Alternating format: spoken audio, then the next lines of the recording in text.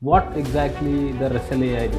My current MRR is A wrestling app doesn't sound like $1 million idea until you realize it's making $20,000 every month. Today's guest discovered an overlooked opportunity.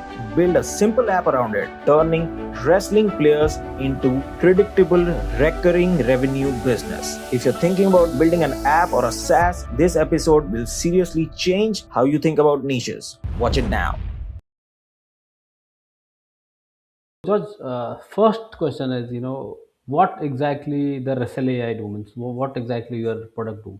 okay. So we're an AI wrestling coach. Essentially, the gotcha moment, like the thing that brings people in the door, is the feature that analyzes your wrestling matches. You submit your match, and it tells you what you did right, what you did wrong, and drills to improve. Okay, great, great. And what for building this product? What kind of tech stack you are using right now? Yeah. So I don't know how to code, Yeah. and I completely made it through Rourke. What Rourke is it's a platform that allows anyone to build apps, anyone to be like a consumer app entrepreneur. And there's a few others out there Okay. like Rourke. Okay. None of them really work well. Some of them will produce an app. From what I know, is none of them have actually made an app to make money. Okay. So I'm very bullish on Rourke. I like them. They're very good people too. It's a very winners-based community, so I really respect them. Okay, great, great.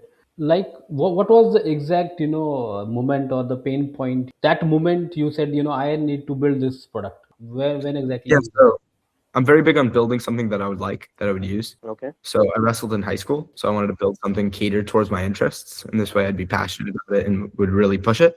So the pain point is basically anyone who wants to get better at wrestling. Okay. But when exactly, you got that thought? Today I need to start work on that product. Yeah, so it was originally not even about what I had to work on, Okay. but the fact that I could work on it. So I didn't have an idea and went to Rourke. I saw Rourke, an ad for it, literally, Okay. and I said, okay, this now opens up the possibility to build anything I want. Okay.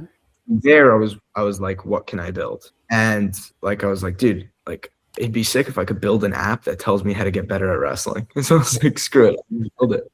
And originally it was MMA though. That was my first app. Okay. So that was 2K MRR. It still does 2K MRR, but I don't know. I've been struggling on growing it. So originally I was like, dude, I've been training MMA a lot. Let me build something that could help me out.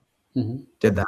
It did 2K. And then I'm like, okay. I'm like, what if I just do it for the wrestling niche? I was originally a wrestler. So I'm like, what if I just do it for the wrestling niche? So I'm like, all right, let me just build it for the wrestling niche. It'll give people more confidence because Fight AI, which is like the MMA app, people see it and they're like, oh, does it work for wrestling? They don't think it works. They think it's just MMA. So I was like, what if I just name it Wrestle AI? It'll definitely work.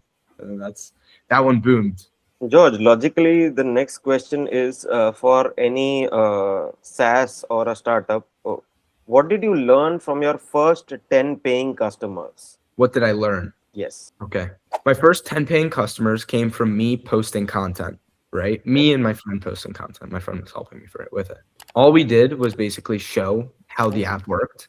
We hit our first 10 paying customers probably in the first day. No, second day. And it was mind blowing because it was like $10 a month subscription. So I was like, dude, $100 a month. I could buy like 5 Netflix subscriptions. It's like, that's in my head. That's really amazing. What I learned from that experience is just posting about your app and finding interest there is a huge validator, because if your app is so interesting that just posting the basic functionality of it gets it views and gets customers, that means you're onto something. So that's what I learned.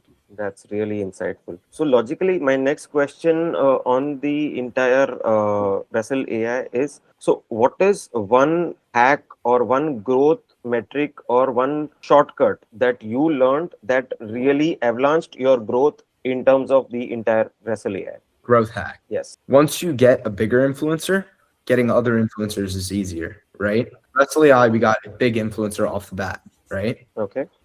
He's my co-founder too. Made it super easy because once I had him, other influencers watch the bigger influencers, right? Now that we have the bigger influencer, when I reach out to the smaller influencer, they're like, yo, I just saw this app on this guy's app, right?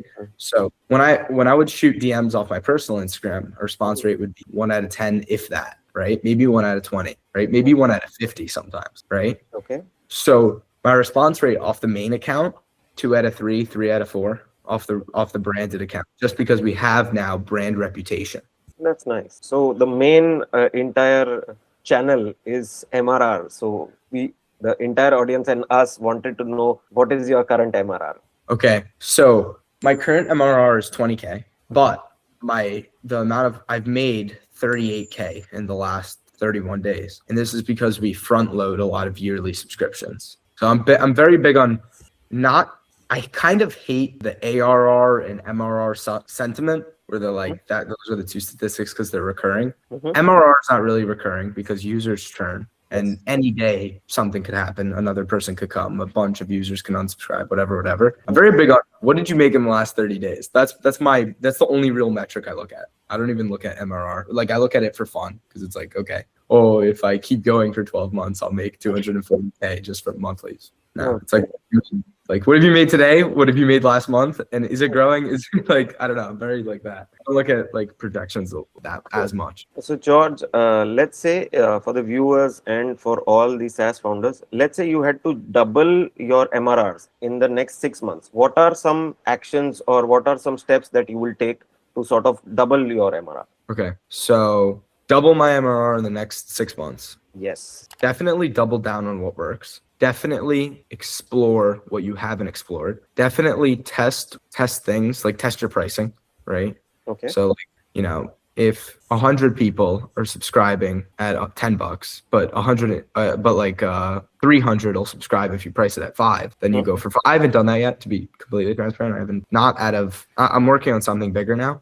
Our believe is bigger. So I haven't really focused on Wrestle AI that much. And we've actually done our best week, even though I haven't done anything this past week for Wrestle AI. And we've done our best week. And it's simply because once you establish systems grow organically. So if I have 20 influencers posting, not even 20, like I have 10 maybe at most, right? So if I have 10 influencers posting a week, right? I'm now hitting each person, let's say once or 10 times a week, right? There's someone out there that hasn't downloaded the app that's seen the app 6 times, right? The 7th time will get them to download the app. So that's kind of how you see growth, right? That's how your systems compound, right? Also, every time an influencer posts, majority of its views in the first week, but it's still getting views week 2 to 3. So now every post out there that you have is slowly gaining views and slowly like making your growth quicker because it's like you now have 30, 40, 100 funnels funneling to you, which are then funneling more into your app, whatever. I had to double my MRR. I double down on what works, test out new channels, and cut what doesn't work, obviously, and test your prices. So you said, just to summarize, the pricing strategy, the systems, and scaling down on what works, scaling in on what works. Great. I think, George, we all living in AI era, and you also build your application through that one of the applications, AI application. So, what are the 3 AI tools which you think you cannot live without? 3 AI tools? Yes. To be honest, I have 2. Okay. I have Rourke Okay. and ChatGPT. ChatGPT, that's my advisor. It's my it's my partner. I'll consult with it. Rourke, I'll build with. That's it. Okay, so this podcast, we basically build this podcast so the new founders, which are SaaS founders who wants to come in the building journey or their entrepreneurial journey, they really wants to learn. So, what one advice you think you can give to them so they can start their journey or get motivated or something? The best motivation is building something you like. So if you're building to make money, build to make money. I'm building to make money. I'm not going to sit here and say I'm doing it out of mission, right? Although I really enjoy engaging with the community. I really enjoy creating something that people like. But when you're building something cool, you're excited to work on it. Like what can I make for like the kid, like me when I was in high school, me when I was in like, I don't even know, even earlier than high school, middle school, maybe. Yeah. Right. That I'd see and I'd be like, yo, this app is awesome. Like, what can I do that it's so fun. Like for Christmas, we had a feature in the app where it's basically like Santa, you're wrestling Santa, right? So it's playing Christmas music, then the Christmas music, you have to sprawl. Sprawl is when you like defend a takedown. Okay. Right? You have to sprawl at the time that the music stops, kind of like musical chairs. Okay. right? You have to scroll at the time the music stops, and then it has AI analyze if you scrolled or not, right? So that was like so cool building out, because I'm like, dude, if I had this when I was in high school, I'd be like, yo, this is awesome. Like I'm having some, like it's sick. So it's like you're passionate about it when it's for you. It's very motivating. Okay, right. I think you means to say that don't go after money. Just have some passion. Whatever you build, you like that, and Yeah. then go for money. Yeah. That's the path. Look, you won't go through all the issues if you're not going to make money. Right. You won't. Yeah. Right. And also, if you're not making, this is where a lot of people go wrong. Hmm. They build out these free programs because they're like, I don't care about money. I want to just build something that people Yeah. like. If I build something for free, it'll get no users because I right. won't have money to market. Right. Right. So if I wanted to optimize for users, I'd be optimizing for money. Right. Okay. Okay. Good. Ram, do you have anything? Yes, George, really good insights for founders and for entrepreneurs that want to get into the SaaS journey. Yes, it was nice meeting you. It was nice in terms of the entire interactions. I hope Yeah, thank you guys the too. It's awesome. Thank you guys so much for this. Yeah. Thank you. yes, Thank yes. you. Thank you, Judge. Thank you so much. Thank you, George. Have a nice day. Yeah. Bye.